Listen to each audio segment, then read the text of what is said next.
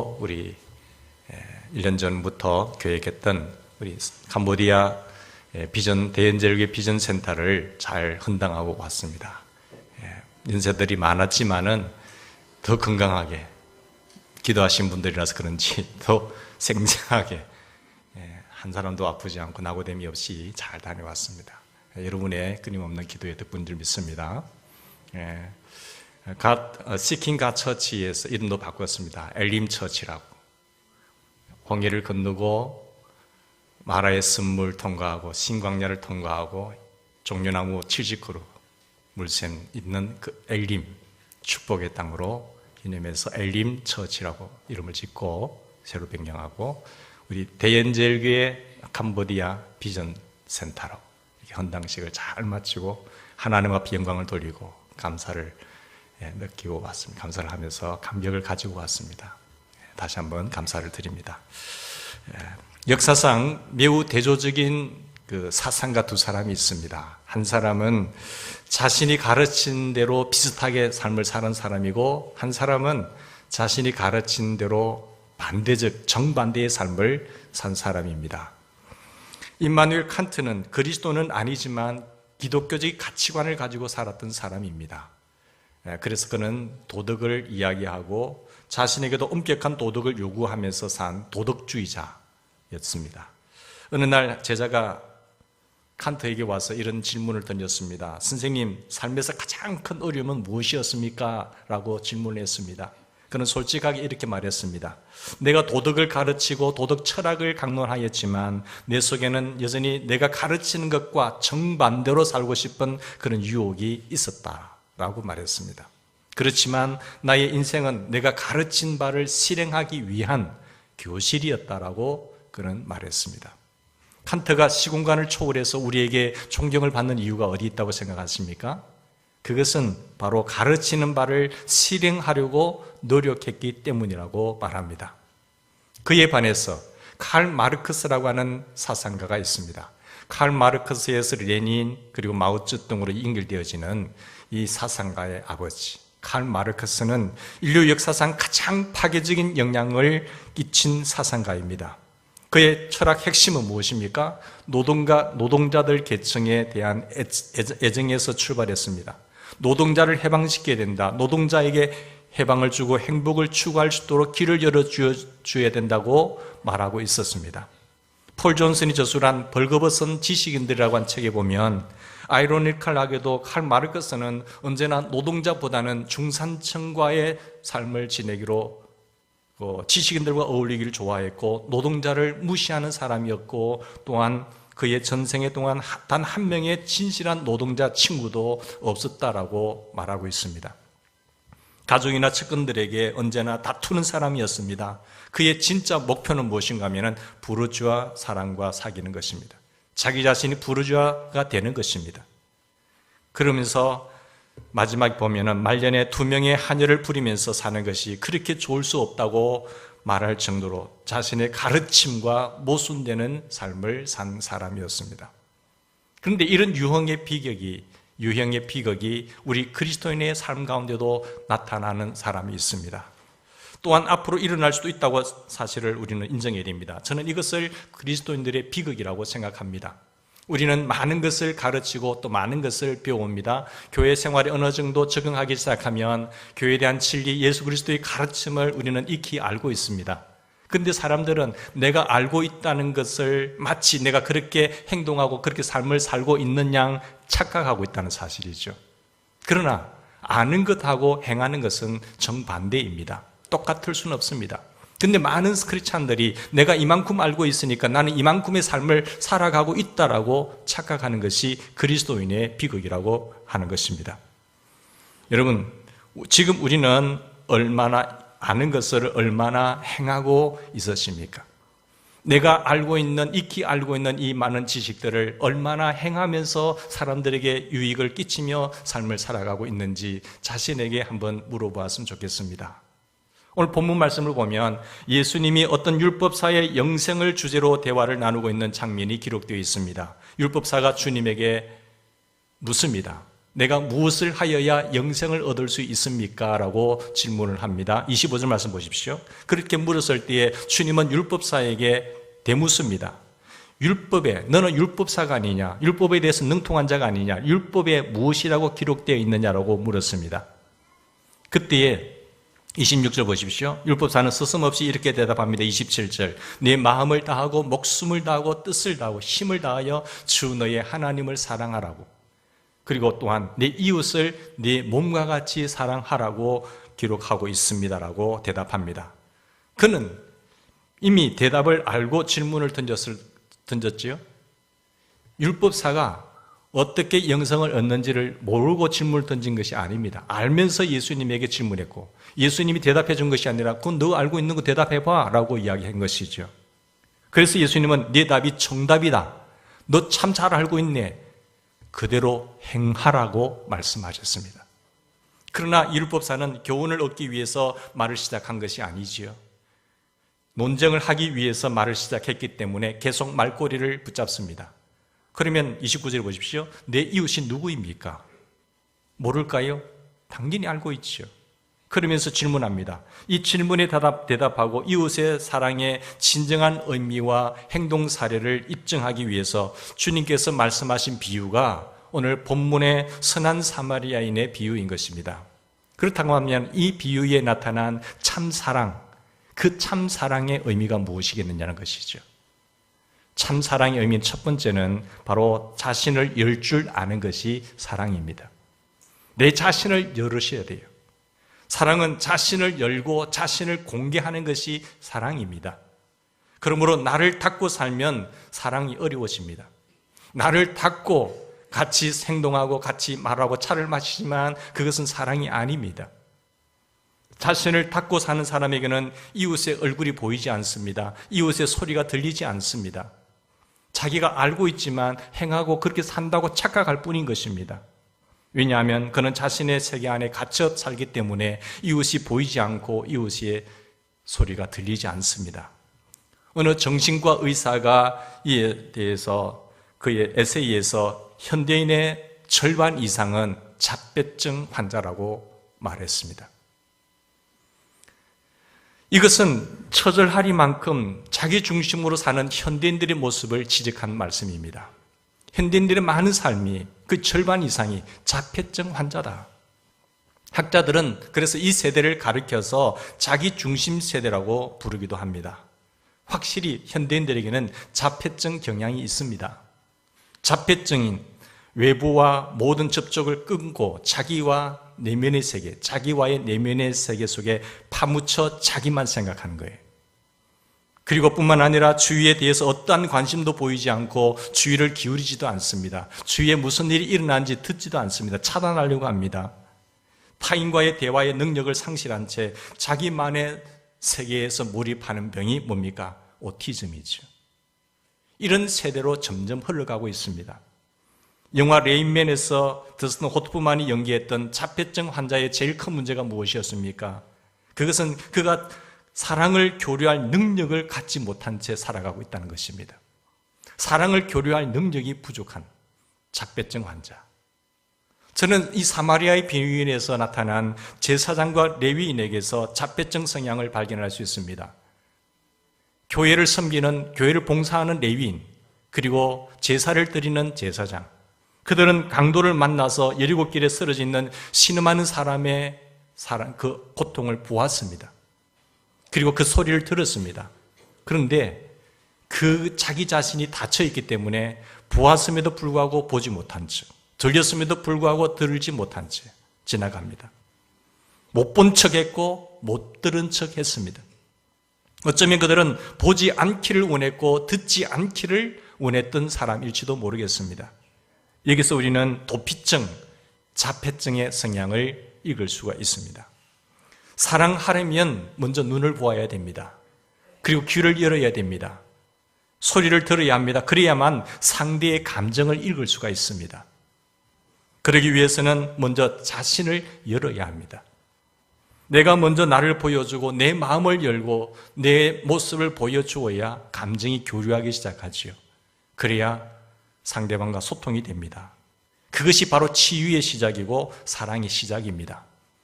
소통하는데 소통이 무엇입니까? 정보 교환이 소통일까요? 아니지요. 진정한 참 사랑의 의미에서 서로 오픈된 상태에서 감정을 교류하는 그 모습이 될 때에 사랑이 시작되고 치유와 회복의 역사는 일어난다고 하는 사실을 학자들은 이야기하고 있습니다. 우리가 스스로 열어 보이는 것만큼 우리는 건강해집니다. 그리고 사랑할 수가 있습니다. 사랑하는 여러분, 오늘 본문에 보면은 나오는 선한 사마리아 사람은 사회적으로 보면은 뛰어난 사람이 아닙니다. 열등적 인생을 살아가고 있는 사람입니다. 유대인들이 볼 때는 보면 이들은 이방인들과 피를 섞었다고 해서 개 취급했던 아주 천한 사람들이라고 불려졌던 사람들입니다. 그리고 열등감이 많지요. 유대주의자들은 우월 사상에 물들어 있지만 이 사마리아인은 그렇게 삶을 살아가지 못하고 있었습니다.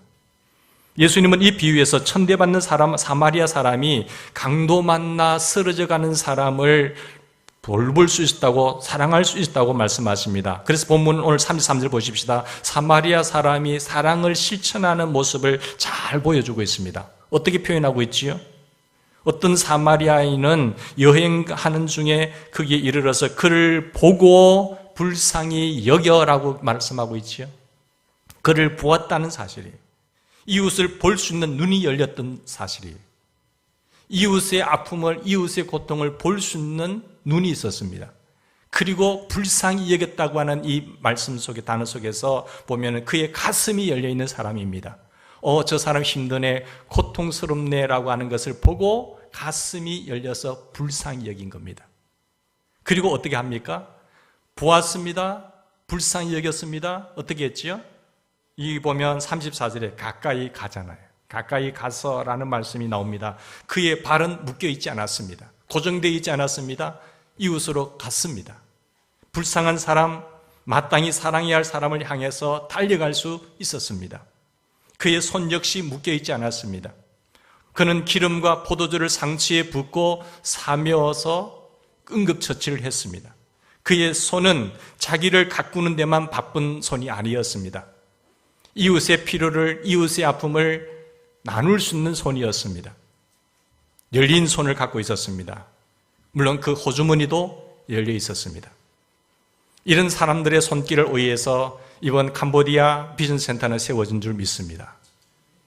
끊임없는 관심과 그의 삶의 목표와 그 모든 것을 기도하는 중에 하나님 이 땅의 복음의 불모지에 선교사들의 피눈물로 세워진 이 교회의 축복으로 우리가 이 삶을 누렸고, 내가 저들보다 더 잘난 것이 아니지만 복음을 먼저 들었다는 그 이유 때문에 축복과 은혜를 먼저 경험한 우리였지 않습니까?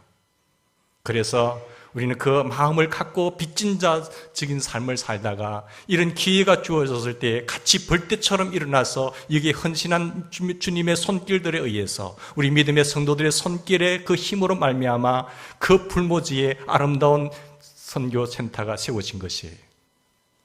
여러분 사진으로 봐도 감격했지요. 참여했을 때 감격은 이루 말할 수가 없었어요. 앉았는데 성령의 감동하심이 계속 강조되었어요.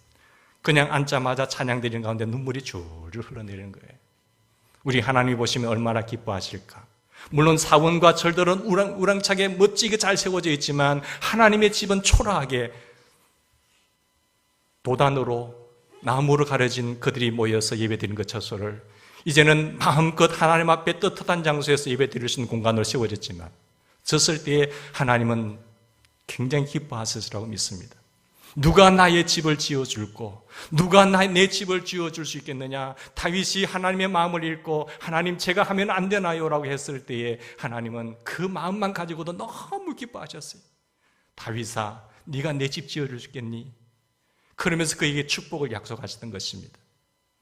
살아계신 하나님께서 믿음의 분량만큼 믿음의 사람들을 일으켜서 하나님 저 땅에 손해인 것 같지만 나가는 것 같지만 하나님은 그들의 손길을 통해서 세우셨습니다.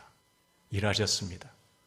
하나님의 눈이, 하나님의 마음이 그곳에 영원토록 함께할 줄 믿습니다. 여러분, 여러분들의 열린 손, 여러분들의 열린 발, 여러분의 열린 가슴으로 말미암아 이런 놀라운 일들이 세워진 것에 대해서 다시 한번 감사를 드립니다. 정말 사랑하기를 원하십니까? 그러면 먼저 자기 존재를 개방할 줄 알아야 됩니다. 움켜쥐는 손이 아니라 열린 가슴과 열린 손과 열린 발을 가지고 연약한 자들에 향해서 달려갈 수 있는 그 발이 복된 발입니다. 손을 열고 가슴을 열고 마음문을 열 줄 알아야 합니다. 자신을 여는 사람만이 다른 사람을 사랑할 수 있습니다. 사랑이란 자신을 여는 것이기 때문에 그렇습니다. 이 사랑의 손길이 흘러갈 때에 놀라운 감격과 기적과 놀라운 새로움의 역사는 탄생하는 것입니다. 두 번째로 참 사랑이란 무엇일까요? 열린 마음이지만 필요에 응답하는 것이 참 사랑입니다. 우리는 이웃에게 사랑을 실천하기 원합니다. 그런데 어떻게 해야 사랑을 실천할 수 있겠습니까? 한마디로 말하면 상대방의 필요를 아셔야 됩니다. 나의 필요가 아닌 사랑할 대상의 필요를 아셔야 되는 것이요. 우리는 종종 이웃을 사랑해서 사랑의 행동을 취합니다. 하지만 사랑의 의도가 상대에게 전달되지 못한 채 오해와 상처를 불러일으킬 그런 때가 얼마나 많습니까? 왜 나의 사랑으로 인해서, 나의 행동으로 인해서 도리어 상대방에게 오해를 불러일으키고 상처를 줄 수 있는 그런 행동을 합니까? 가장 중요한 원인은 사랑하려고 하는 마음은 있었지만 사랑하는 방식을 몰랐기 때문에 그렇지요.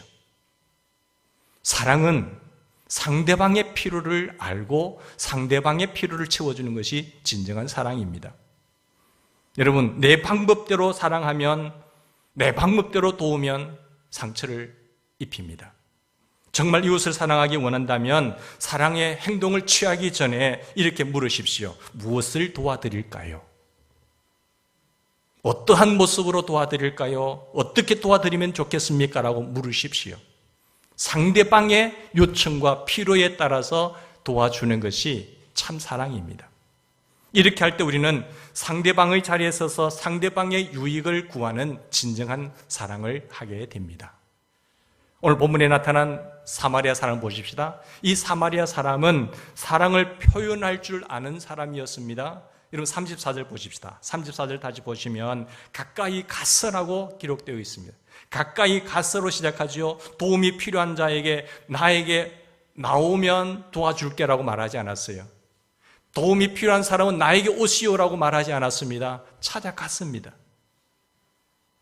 여러분, 그가 스스로 다가갔습니다. 그리고 상처를 사며 주었습니다.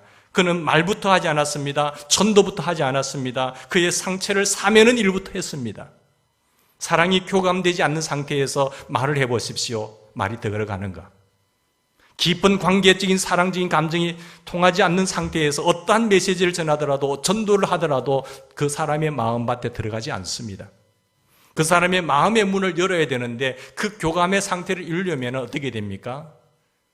먼저 도움의 손길을 주어야 됩니다. 감동을 주어야 됩니다. 상대에게 메시지를 전달하는 이런 사랑이 교감되지 않는 상태에서 상대에게 메시지를 전달하는 것은 불가능한 일입니다. 그래서 전도가 안 되는 거예요. 당신 좋은 말 많이 하네. 내가 예수 믿으라고 말하네. 근데 난 너. 전도하기 위해서는 먼저 그의 필요를 채워줘야 됩니다. 그의 상처를 사매어줘야 됩니다. 사랑을 교감하는 일부터 해야 됩니다. 그러면 자동 마음의 문이 열려요. 당신이 믿는 예수 나도 안 믿어볼게. 내가 당신의 삶에서 모습에서 나는 예수님을 보았다라고, 그 축복과 놀라운 은총을 보았다라고 그러면서 따라올 것입니다.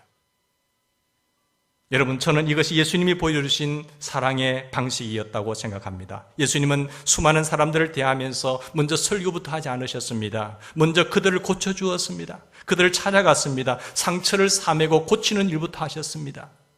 그의 필요를 채워주니까 자동적으로 그들은 예수님 앞으로 왔습니다.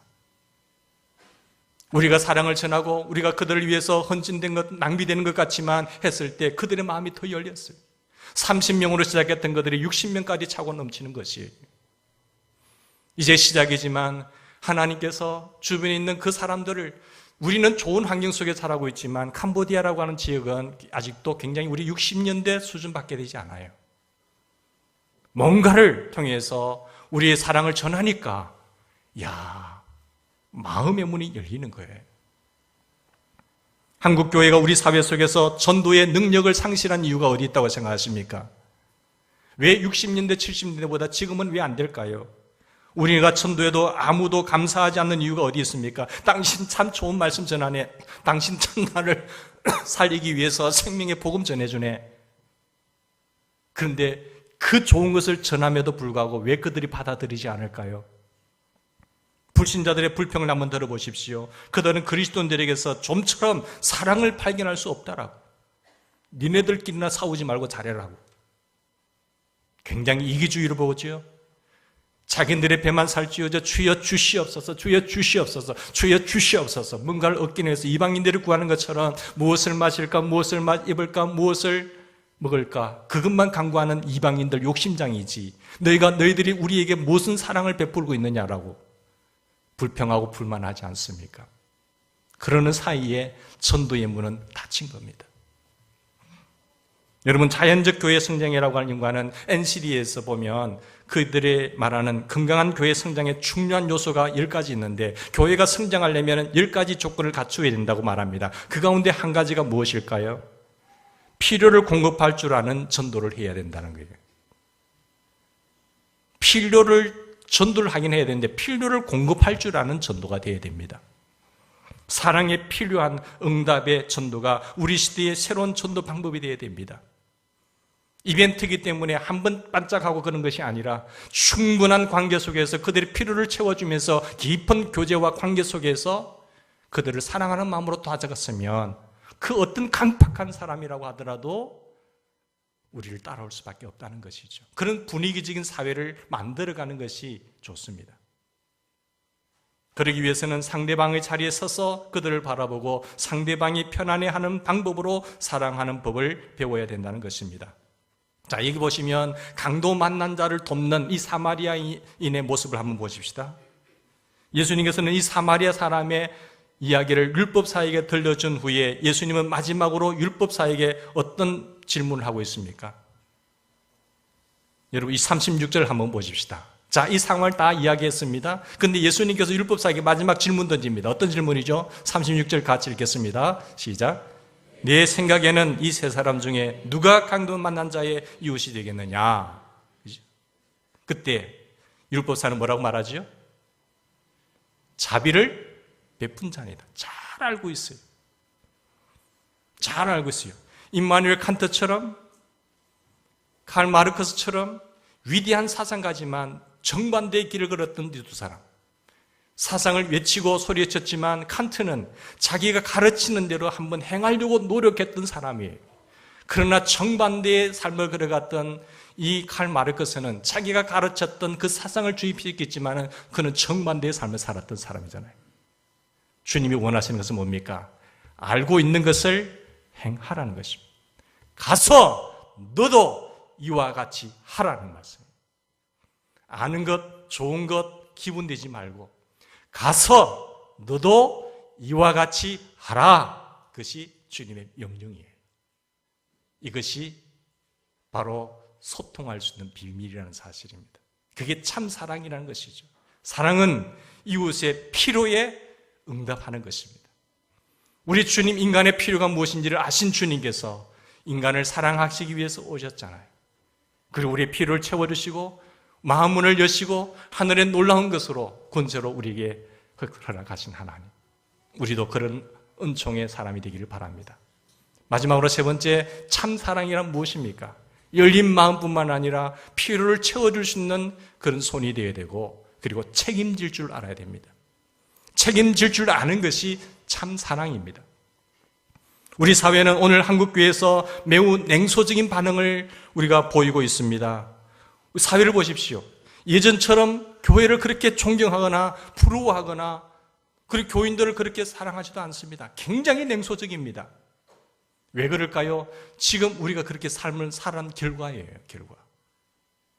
교회의 숫자는 늘었지만 우리 사회에 전혀 감동을 주지 못했다는 것입니다. 최근에는 교회가 정체 상태에 들어갑니다. 교인 수가 급격하게 떨어지고 있습니다. 그냥 비스듬하게 하강하는 것이 아니라 급 하강하고 있는 거예요. 왜 그럴까요? 왜 사회가 우리 교회를 이렇게 교회에 대해서 냉소적인 반응을 보일까요? 최근엔 교회가 여기 보면 여러 가지 원인이 있겠지만 가장 중요한 원인은 그리스도인들이 사랑을 실천하지 못하는 데 있다는 것입니다. 교인들 이기주의자야, 아주 욕심쟁이들이야 라고 그들이 이야기하는 거예요. 우리가 반성해야 될 점 좀 있습니다. 여러분, 오늘 본문에 보면 사마리아 사람의 사랑은 결코 이례적 자산이 아니었습니다. 가장 중요한 원인은 사랑을 실천해야 되는데, 여기 보면 이 사마리아 사람은 강도 만나서 쓰러져가는 사람들에게 달려가서 상처를 사미어 주었잖아요. 못 본 채 하지 않고 지나친 것이 아니라 보고 듣고 달려갔습니다. 그의 필요를 채워주었어요. 응급처치를 한 것입니다. 그러나 그 자선 행위는 응급처치에서 끝나지 않았습니다. 자, 보십시오. 34절 보십시오. 가까이 가서 기름과 포도주를 그 상치에 붓고 싸매고 자기 짐승에게 태워 주막으로 데리고 가서 돌보아 주었습니다. 또 이튿날에 데나리온에 둘이 내어서 주막 주인에게 주며 가로되 이 사람을 돌보아 주라. 비용이 더 들면 내가 다시 돌아올 때에 갚으리라 했어요. 그는 책임질 줄 아는 사랑을 하고 있습니다. 우리가 베푸는 사랑은 거기까지 나아가고 있는지 고민해 봅시다. 여러분, 아기를 낳았습니다. 아기를 낳고 내버려 두는 부모가 어디 있으세요? 자립할 때까지 끊임없는 관심과 도움과 필요를 공급하지 않습니까?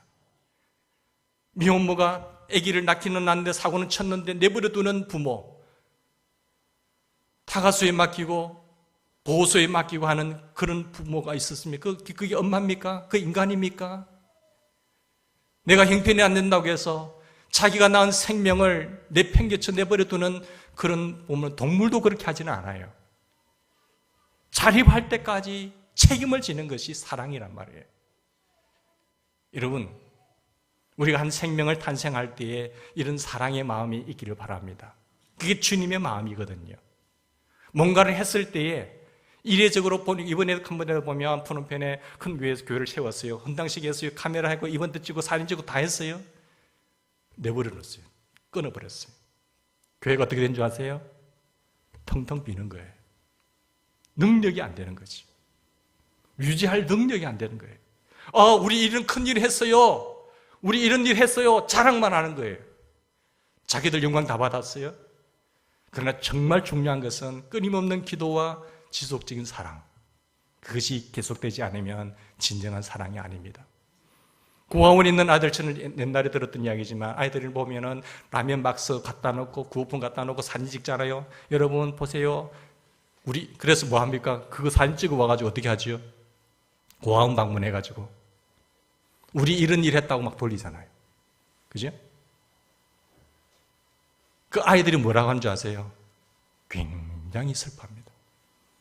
나 그런데 그때 전도사님 때인데 전도사님 그런데 얼굴 내기 싫어요. 우리 얼굴 팔아하고 자기들 영광 다 받아요. 여러분, 이벤트가 되면 안 됩니다. 지속적인 사랑이 있기를 바랍니다. 내 평생에 한 생명이라도 그 마음을 가지고 품고 자립할 때까지 지속적인 사랑을 할 때에 진정한 사랑이고 그 손길을 통해서 더 강성하고 성장할 줄 믿습니다. 그 고아원인 아이가 자립할 때까지 한 후원자가 있다고 한다면 그가 커서 성장했을 때 얼마나 감격하고 고마워하시겠습니까? 여기 보십시오. 비용이 더 들면 내가 책임 돌아올 때 갚으리라. 우리가 베푸는 사랑은 여기까지 와야 됩니다. 그렇다고 해서 오해하지 마십시오. 모든 사람들에게 다 이렇게 해야 된다는 것은 아니잖아요. 혹 내 눈앞에 보이는 돌부리째 넘어져 있는 사람을 보았다고 한다면 그 사람 한 사람이라도 일으키는 손이 되기를 주 이름으로 축원합니다. 주님의 중요한 의도가 거기 있죠. 내게 도움을 바라는 그 사람만이라도 나의 손길이 없이는 도저히 일어설 수 없어 걸어갈 수 없는 그 사람이라도 한 사람이라도 책임지는 우리가 되었으면 좋겠어요. 많은 선교지가 있지만 한 선교지라도 했으면 좋겠어요. 5만 원, 10만 원 형식적으로 한다고 20교회 돕는다라고 이런 것도 중요하지만 그것보다는 한두 개는 책임질 줄 아는 그런 우리가 되기를 바랍니다. 내가 사랑할 수 있는 할 수 있는 환경에서 내가 할 수 있는 최선의 응답하고 있느냐, 최선의 응답을 하고 있느냐라는 질문을 해봅시다. 로마서 12장을 묵상하고 있는데 이런 말씀이 제 마음에 들어왔습니다. 믿음의 분량대로 지혜롭게 생각하라. 믿음의 분량대로 지혜롭게 생각하라. 예언이면 믿음의 분수대로 하는 말씀이 눈에 들어왔습니다. 믿음의 분량과 믿음의 분수대로 하라는 거예요. 근데 이 말씀을 읽으면 참 회개도 했습니다. 내가 너무 참 강조할 때도 많았구나. 하나님 잘못했으면 용서해 주세요. 믿음의 분량이 되지 않고 믿음의 분수가 되지 않는 사람들에게 자꾸 강요하면요, 어떻게 될까요? 사실 죄송스럽죠. 각기 믿음의 분량대로 분량이 다른데 아직 성숙에 이르지 못한 사람들에게 지나친 요구를 한 것은 아닌가라는 생각이에요. 산상수훈을 보면 누구든지 너로 억지로 오리를 가게 하거든 그 사람과 심리를 동행하고 라고는 말씀이 있습니다. 심리까지 갈 수 있는 것, 이것이 목표가 되어야 되지요. 그러나 내 지금 믿음의 분량이 1, 2밖에 못 가는데 심리 가라 하면 되겠습니까? 안 되잖아요. 우리의 믿음의 성숙을 위해서 믿음의 분량 때문에 심리까지 갈 수 없을지도 모릅니다. 그러나 현재 내 믿음의 분량대로 1, 2를 가면 그 다음에는 2, 2를 갈 수 있겠지요. 믿음의 분량이 차면 3, 2도 갈 수 있겠지요. 중요한 것은 무엇입니까? 믿음의 분수를 키우는 겁니다. 믿음의 분량을 키우는 것입니다. 우리의 믿음의 분량이 큰 것만큼 하나님의 일을 감당할 수 있으리라고 믿습니다. 하나님은 많은 사람들 있지만 지금도 전심으로 자기를 향하는 자에게 능력을 베푸세요. 하나님의 눈은 지금 온 땅을 두루 감찰하고 계세요. 우리 65주년을 기념하면서 하나님의 귀하신 축복의 땅, 그 땅에 이런 놀라운 일을 행하신 여러분 앞에 다시 한번 감사를 드리는 것입니다. 다 참여한 것 아닙니다. 믿음의 분량만큼 한 거예요. 하나님, 저에게도 믿음의 분량을 주십시오.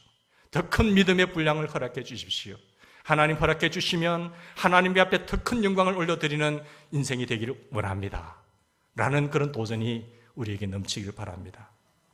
믿음의 분량만큼이라도 최선을 다해서 사랑하는 것, 믿음의 분수만큼 전도할 수 있다고 한다면 이 세상이 얼마나 달라지겠습니까? 다시 한번 강조하지만 우리의 사랑이 결코 일회용이 되어서는 안 됩니다. 선전용이 되어서는 안 됩니다.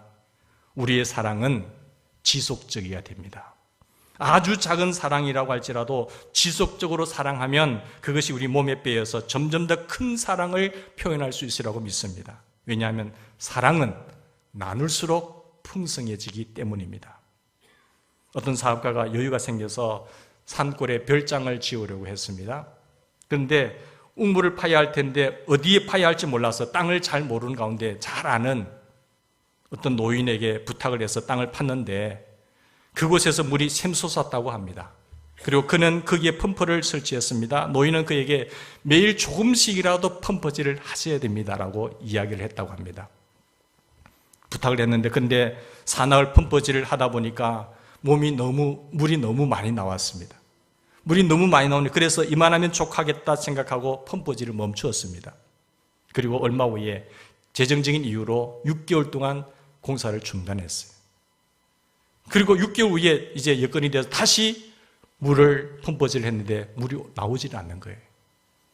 노인을 찾아갔습니다. 왜 그때 물이 많이 나왔는데 물이 나오지 않지요? 노인이 물었습니다. 펌프질을 계속 하셨나요? 하니까 안 했다는 거예요. 사흘 동안 물이 너무 잘 나와서 중단했다는 것입니다. 원인이 거기 있습니다. 지하의 수맥은 고무 튜브 같아서 펌프질을 계속하면 그 수맥이 넓어집니다.